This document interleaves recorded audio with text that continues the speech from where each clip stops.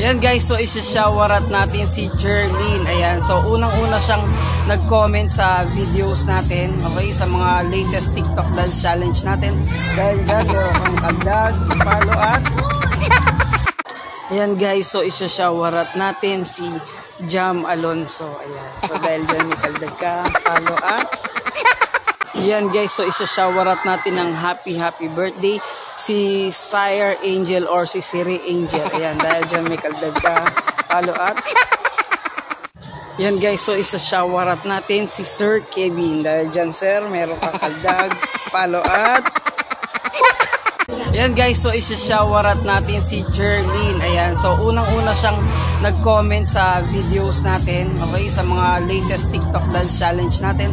Dahil dyan, meron kang kagdag, follow at ayan guys, so isa-showerat natin si Jam Alonso. Ayan, so dahil dyan may kagdag ka, follow at ayan guys, so isa-showerat natin ng happy birthday si Sire Angel or si Siri Angel. Ayan, dahil dyan may kagdag ka, follow at ayan guys, so isa-showerat natin si Sir Kevin. Dahil dyan sir, meron ka kagdag, follow at